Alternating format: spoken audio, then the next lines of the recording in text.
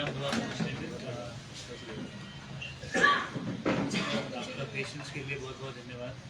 आदरणीय मेरे संग बैठे हमारे जिला के सम्मानित अध्यक्ष शिव कुमार जी, हमारे जनरल सेक्रेटरी बड़े भाई सुरेंद्र सेठी जी, हमारे इस जनरल सेक्रेटरी शिवदत्त ठाकुर जी, मेरे बड़े भाई रोशन ठाकुर जी जो हमारे यहाँ पे जनरल सेक्रेटरी हैं, और हमारे ब्लॉक के अध्यक्ष संजीव जी, मुकेश भाई हमारे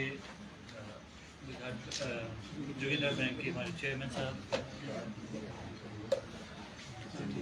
अमन जी, और हमारे काउंसलर सारे, हमारे और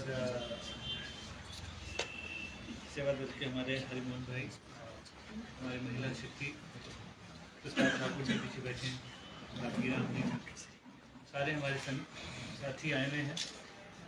आज ये पहला वर्ष है और भारत जोड़ो यात्रा का जो निर्णय राहुल जी ने लिया था उसकी आज वर्षगांठ है, और एक बहुत बड़ा मैसेज भारत की एकता के लिए राहुल जी ने दिया। और जो इन्होंने 4500 किलोमीटर्स का जो डिस्टेंस कवर किया था उसमें लगभग आ जाओ मैडम, आगे आ जाओ। पूरे देश को किस तरीके से जोड़ा जा सकता था, और एक जो माहौल उस समय था इसमें हमारे देश में एक आ जाओ थोड़ा सा डिस्टर्बेंस हुआ है।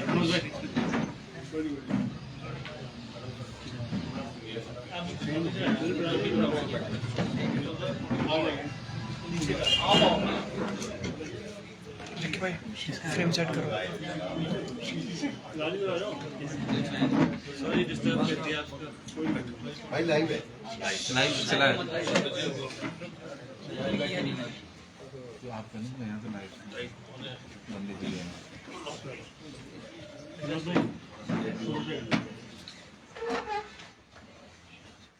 जी, मैं धन्यवाद करना चाहता हूँ कि आज पार्टी ने मुझे जिला का जिम्मेदारी देते हुए ये कहा है कि जो भारत जोड़ो यात्रा है उसके उपलक्ष्य में जो आज हमारा 1 साल इसको हो रहा है भारत जोड़ो यात्रा का, इसे कमोमरेट करने के लिए, इसे सेलिब्रेट करने के लिए पूरे ज़िले में हम कार्यक्रम ज़मीनी स्तर पे लॉन्च करने वाले हैं। और हमारे सारे कार्यकर्ता हमारे ज़िला अध्यक्ष की रहनुमाई में और हमारी जो टीम है, जितने हमारे मंत्री हैं, जितने हमारे विधायक हैं और जहाँ पे हमारे विधायक नहीं भी हैं, जिम्मेदारी नियुक्त होगी। और इस भारत जोड़ो यात्रा को आगे बढ़ाते हुए गांव स्तर तक हम जाने वाले हैं।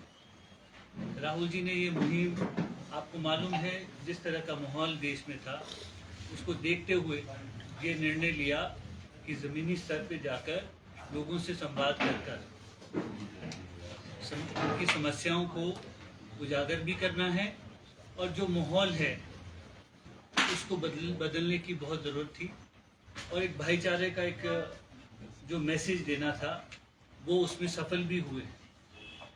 उसके तुरंत बाद हिमाचल का चुनाव, जब ये यात्रा चल रही थी तो हिमाचल का चुनाव हुआ, हिमाचल के लोगों ने हमें मैंडेट दिया।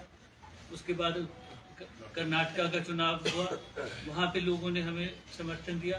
तो एक माहौल जिसमें ये पता चलता है कि लोग एक संशय में थे और एक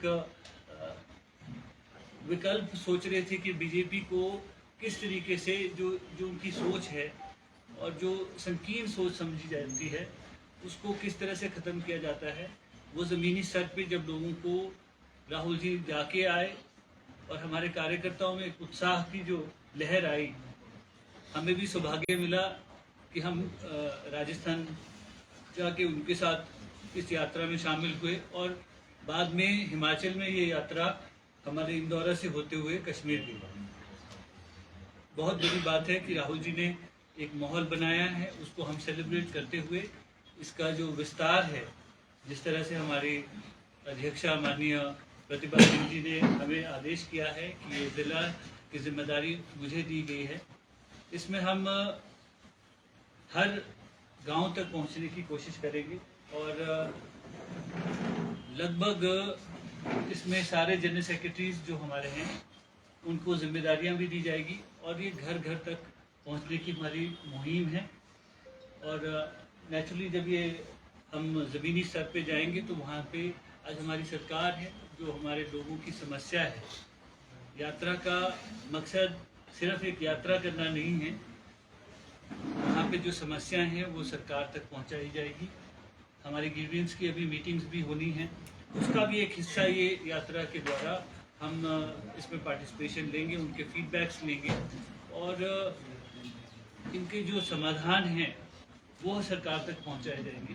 अभी सेशन का टाइम आने वाला है 18 तारीख का, तो उससे पहले भी मैं समझता हूं कि ये यात्रा बड़ी हमारे लिए एक स्टेट को आगे किस तरह से डेवलप कर सकते हैं उसका एक हिस्सा होगी। और जो राहुल जी की सोच है उसको सलाम करते हुए और ये जो निर्देश दिया गया है इसको हम पूरे तरीके से ज़मीनी स्तर पर ले जाने वाले हैं। सर, तो हिमाचल प्रदेश में या सोलन की बात करें तो सोलन में इस यात्रा का क्या स्वरूप रहेगा? जो ग्रामीण क्षेत्रों की आप बात करें कि गांव-गांव तक जाना है, गाँव तक जाने के लिए हमने एलोकेट करना है। हमारे जो जनरल सेक्रेटरीज हैं जो ज़िला स्तर पे हैं उनको हम स्पेसिफिक एरियाज एलोकेट करेंगे और उनको उस इलाके में अपनी यात्रा को खुद लेके जाना है। और जो हमारे यहाँ पे स्थानीय जो हमारे विधायक हैं, हमारे जो मंत्री हैं और जहाँ पे हमारे विधायक भी नहीं हैं वहाँ पे एक प्रॉपर प्रोसेस से हम फील्ड तक जाएंगे। जोन वाइज को हम डिस्ट्रीब्यूट करेंगे, जिस तरह एक कॉन्स्टिट्यूंसी में कंटेस्ट किया जाता है और एक कॉन्स्टिट्यूंसी में लोगों तक पहुँचा जाता है, उस तरीके से इसके ऊपर पूरा स्वरूप बना के हम वहाँ पे जाएंगे।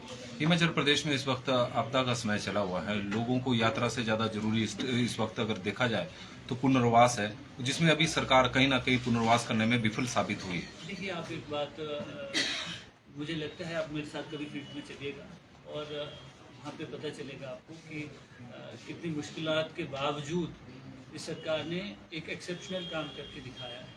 ये मुझे लगता है थोड़ा सा गैप है इसमें।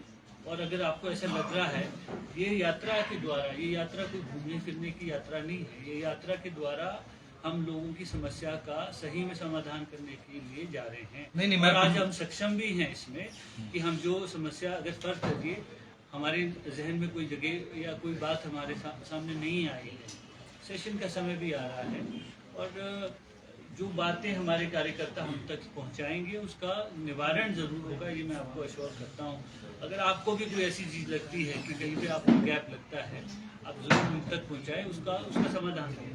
पुनर्वास को लेकर मेरा जो सवाल था, मैं ये कह रहा था कि जैसे मुख्यमंत्री साहब आए थे, शामती में भी आए थे, तो शामती में आए थे तो उन्होंने कहा था, प्रशासन को निर्देश दिए थे कि जितने भी भूमिहीन हैं उनको जमीन के आवंटन जल्दी किया जाए। जो विस्थापित हुए हैं अभी उनके पुनर्वास के लिए कोई योजना नहीं बनी है और जो भूमिहीन है उनके लिए अभी जमीन की कोई अलॉटमेंट नहीं हुई है और राहत शिविरों में ही रहना पड़ रहा है।